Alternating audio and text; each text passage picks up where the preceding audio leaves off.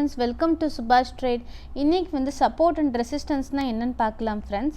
ஒரு ட்ரேட் எடுக்கிறதுக்கு முன்னாடி அந்த ஸ்டாக்கோட சார்ட் வந்து வியூ பண்ணும்போது நம்மளுக்கு வந்து எது வந்து சப்போர்ட் ஜோன் எது வந்து ரெசிஸ்டன்ஸ் ஜோன் நம்ம அந்த சார்ட்டில் தெரிஞ்சு வச்சுக்கிட்டோம்னா நம்மளுக்கு ஒரு ட்ரேட் எடுக்கிறதுக்கு வந்து ரொம்ப யூஸ்ஃபுல்லாக இருக்கும். நான் எக்ஸாம்பிளுக்காக ஒரு ஸ்டாக்கோட சார்ட்டை வந்து ரெஃபரன்ஸ்க்காக எடுத்திருக்கேன். இப்போ பார்த்தீங்கன்னா ஃப்ரெண்ட்ஸ், இந்த சார்ட்டில் பார்த்தீங்கன்னா அதோட பீக் பார்த்தீங்கன்னா 30,400 வரைக்கும் போயிருக்கு. பட் இங்கே ரேட்டு ஜாஸ்தியாக இருந்தனால பையர்ஸ் இன்வெஸ்டர்ஸ் எல்லாம் என்ன பண்ணுறாங்க, செல் பண்ண ஆரம்பிச்சிடுறாங்க. ஸோ அது அப்படியே செல் பண்ண அந்த ஸ்டாக்கோட ப்ரைஸ் வந்து அப்படியே கீழே இறங்கிடுது. ஸோ கீழே இறங்கினேன்னு இங்கே பார்த்தீங்கன்னா கீழே வரைக்கும் வந்தது 26,800 ரேஞ்சு கிட்ட வந்துடுது. இங்கே வந்தோடனே பையர்ஸ் என்ன நினைக்கிறாங்க, ஓ இது நல்ல கம்மியாக ரேட்டாக இருக்கே, ஸோ இங்கே வாங்கினா நல்லா இருக்கும்னு சொல்லிட்டு அப்படியே இங்கே வாங்க ஆரம்பிச்சிடுறாங்க. அப்படியே வாங்க ஆரம்பித்து அப்படியே மார்க்கெட் வந்து அப்படியே ஹை ஆயிடுது. திரும்பி இங்கே மேலே வரைக்கும் போயிடுது. பார்த்தீங்கன்னா 29,700 வரைக்கும் போயிடுது.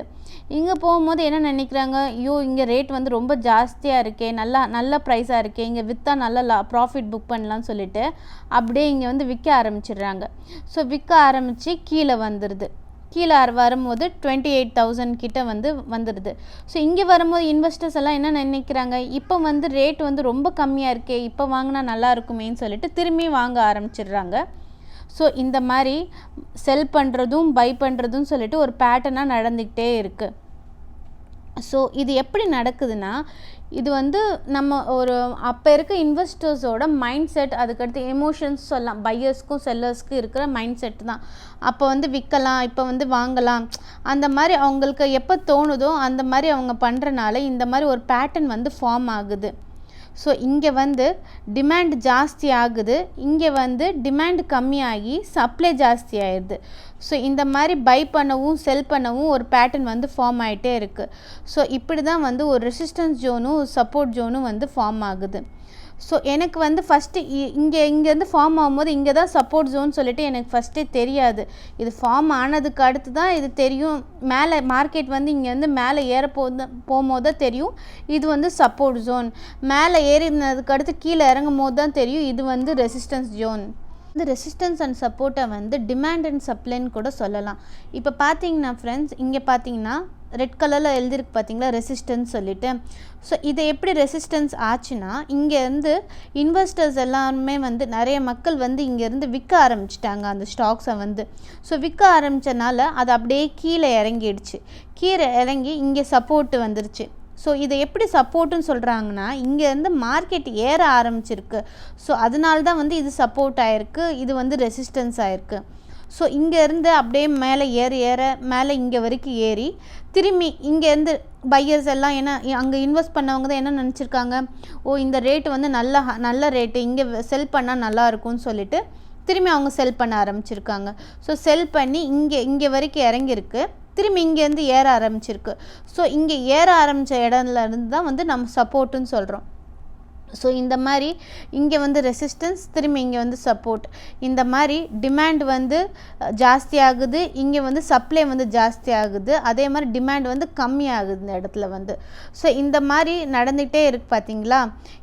இதனால தான் வந்து ரெசிஸ்டன்ஸ் அண்டு சப்போர்ட் வந்து ஃபார்ம் ஆகுது. டிமாண்ட் அண்டு சப்ளை வந்து எப்படி நடக்குதுன்னா, பையர்ஸ்க்கும் செல்லர்ஸ்க்கும் இருக்க அந்த டைமில் இருக்க மைண்ட் செட்டு. இப்போ விற்கணும்னு நினைக்கிறாங்க, விற்கும் போது அது கீழே இறங்குது பார்த்தீங்களா, அதுக்கடுத்து வாங்கணும்னு நினைக்கும் போது மேலே ஏறுது. ஸோ பையர்ஸ்க்கும் செல்லர்ஸ்க்கும் இருக்க மைண்ட் செட், அதுக்கடுத்து எமோஷன்ஸ், அது என்னன்னு கூட சொல்லலாம். அந்த டைமில் அவங்க என்ன நினைக்கிறாங்க அது நடக்குது. ஸோ அது நடக்கும்போது இந்த மாதிரி ரெசிஸ்டன்ஸ் அண்டு சப்போர்ட் லைன்ஸ் வந்து ஃபார்ம் ஆகுது. பார்த்தீங்கன்னா ஃப்ரெண்ட்ஸ், நான் வந்து டாடா மோட்டார்ஸோட சார்ட்டை வந்து ரெஃபரன்ஸ்க்காக எடுத்து வச்சுருக்கேன். இப்போ பார்த்தீங்கன்னா இந்த சார்ட் வந்து 2012 2021க்கான ஒரு சார்ட்டு. இந்த சார்ட் வந்து வீக்லி டைம் ஃப்ரேமில் இருக்குது. ஸோ இந்த சார்ட்டில் பார்க்கும்போது 2012 அப்போ பார்த்தீங்கன்னா அப்படியே ரேட் பார்த்தீங்கன்னா 120 கிட்டே இருக்குது. அதுக்கடுத்து இங்கேருந்து அப்படியே மேலே பையர்ஸ் எல்லாம் வாங்க ஆரம்பிச்சிருக்காங்க, இன்வெஸ்டர்ஸ் எல்லாமே வந்து வாங்க ஆரம்பிச்சிருக்காங்க. இது வந்து கொஞ்சம் நல்ல ப்ரைஸாக இருக்கே, இது ரொம்ப கம்மியாக இருக்கே, இங்கே வாங்கினா நல்லாயிருக்கும்னு சொல்லிட்டு அப்படியே வாங்குறாங்க. வாங்கிட்டு அதுக்கடுத்து பார்த்திங்கன்னா அப்படியே மார்க்கெட் வந்து கீழே இறங்குது. கீழே இறங்கி திரும்பி மேலே ஏறி திரும்பி வந்து கீழே இறங்குது. ஸோ அவங்க எது வரைக்கும் இறக்கியிருக்காங்கன்னா 280 வரைக்கும் இறக்கியிருக்காங்க. இறக்கிட்டு அது எப்போ நடந்திருக்குன்னா 2013.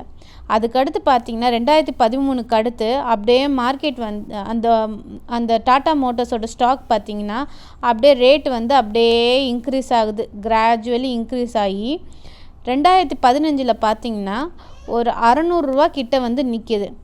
ஸோ இது வந்து நல்ல ப்ரைஸ் ஆச்சே, இங்கே வந்து நம்ம செல் பண்ணால் நல்ல ப்ராஃபிட் புக் பண்ணலான்னு சொல்லிட்டு அப்போ இருக்க இன்வெஸ்டர்ஸ் என்ன பண்ணுறாங்கன்னா செல் பண்ண ஆரம்பிச்சிடுறாங்க. ஸோ திரும்பியும் மார்க்கெட் வந்து கிராஜுவலி அப்படியே கீழே இறங்குது, கீழே இறங்கி அப்படியே திரும்பி மேலே ஏறுது, திரும்பி கீழே இறங்கி அந்த சப்போர்ட் பார்த்திங்கன்னா 280 வரைக்கும் இறக்கியிருக்காங்க. இறக்கிட்டு திரும்பி வந்து மார்க்கெட் வந்து கிராஜுவலி ஏறுது. எப்போனா 2016 திரும்பி வந்து மார்க்கெட் வந்து கிராஜுவலி ஏறி அப்படியே 600 கிட்ட வருது. பட் இப்போ வந்து 2015 அப்பயும் 600 வந்திருக்கு, அப்பயும் வந்து இன்வெஸ்டர்ஸ் எல்லாம் செல் பண்ணியிருக்காங்க. பட் 2015க்கும் 17க்கும் ரெவென்யூ சேல்ஸ் எல்லாம் பார்த்திங்கன்னா அப்போ வந்து மேபி அந்த கம்பெனிகிட்டேருந்து ஏதாச்சும் நியூஸ் வந்திருக்கலாம், அவங்களோட சேல்ஸ் வந்து கம்மியாக இருக்கலாம், அதனால் ஆட்டோமேட்டிக்காக அவங்களோட ப்ராஃபிட் வந்து கம்மியாக இருக்கலாம். நான் வந்து ஜஸ்ட் ஒரு எக்ஸாம்பிளுக்காக சொல்கிறேன். மேபி இது நடந்திருக்கலாம். இல்லைனா இன்வெஸ்டரோட மைண்ட் செட்டு மேபி 600 வந்து நல்ல ப்ரைஸாக இருக்கே, இப்போ வந்து செல் பண்ணலாம், அது அப்போ இருக்க பையர்ஸ் அண்ட் செல்லர்ஸோட மைண்ட் செட் பொறுத்து தான் இதெல்லாம் நடக்குது. ஸோ வந்து மேபி அப்போ வந்து விற்றா நல்லா இருக்குமேன்னு சொல்லிட்டு மேபி விற்றுருக்கலாம். ஸோ அப்படியே கிராஜுவலி 2017 அப்படியே செல் பண்ண ஆரம்பித்து அப்படியே கீழே வந்துடுது. மார்க்கெட் ரொம்ப அந்த ஸ்டாக்கோட ப்ரைஸ் வந்து ரொம்ப கீழே வந்து 2020 தான் பார்த்திங்கன்னா ரொம்ப கீழே இறங்கியிருக்கு.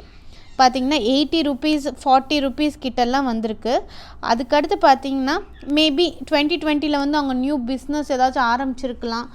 ஜஸ்ட் நான் எக்ஸாம்பிளுக்கு சொல்கிறேன், ஏதாச்சும் அந்த கம்பெனி சைட்லேருந்து நல்ல ப்ராஃபிட் வந்திருக்கலாம். மேபி இப்போ வந்து இந்த டாட்டா மோட்டர்ஸில் வந்து நம்ம இன்வெஸ்ட் பண்ணால் நம்மளுக்கு வந்து நல்ல ப்ராஃபிட் வந்து புக் பண்ணலான்னு நினச்சிருக்கலாம் இன்வெஸ்டர்ஸ். ஸோ திரும்பி வந்து இங்கேருந்து மார்க்கெட் வந்து கிராஜுவலி அப்படியே இன்க்ரீஸ் ஆகுது. ஸோ அப்படியே இன்க்ரீஸ் ஆகி இப்போ பார்த்திங்கன்னா ரேட் கரண்ட்டாக வந்து 520 இருக்குது. ஸோ இப்படி தான் ஃப்ரெண்ட்ஸ், இப்போ பார்த்திங்கன்னா பையர்ஸும் செல்லர்ஸ்க்கும் இருக்க மைண்ட் செட்னால இப்படி இந்த டாட்டா மோட்டர்ஸோட ஸ்டாக் வந்து மேலே ஏறவும் கீழே இறங்குமாவே இருந்திருக்கு. ஸோ இந்த டைமில் வந்து நம்மளுக்கு வந்து எது வந்து ரெசிஸ்டன்ஸ் ஜோன், எது வந்து சப்போர்ட் ஜோன், அதெல்லாம் நம்ம தெரிஞ்சு வச்சுக்கிட்டோம்னா நம்ம வந்து இந்த கம்பெனியில் வந்து நம்ம ட்ரேட் எடுக்க போகிறோம்னா இந்த இடத்துல வந்து எடுத்தால் நல்லா ப்ராஃபிட் வந்து புக் பண்ணலாம் சொல்லிட்டு நம்மளுக்கு வந்து ஒரு ஐடியா கிடைக்கும். ஸோ இந்த இடத்துல என்டர் ஆனால் நம்ம நல்ல ஒரு கம்மியான ரேட்டில் வந்து என்டர் ஆகலாம், இந்த இடத்துல போய் எக்ஸிட் ஆனால் ஒரு நல்ல ப்ராஃபிட்டில் வந்து நம்ம வந்து எக்ஸிட் ஆகலாம். ஸோ வந்து ஒரு ரெஃபரன்ஸ்க்காக தான் வந்து இந்த வந்து ரெசிஸ்டன்ஸ் அண்ட் சப்போர்ட் லைன் வந்து நம்ம ட்ரா பண்ணிக்கிறோம். ஸோ நெக்ஸ்ட்டு வீடியோவில் வந்து இன்னும் நம்ம சார்ட்டை வந்து எப்படி அனலைஸ் பண்ணலாம் சொல்லிட்டு டீட்டெயிலாக பார்க்கலாம் ஃப்ரெண்ட்ஸ். தேங்க்யூ.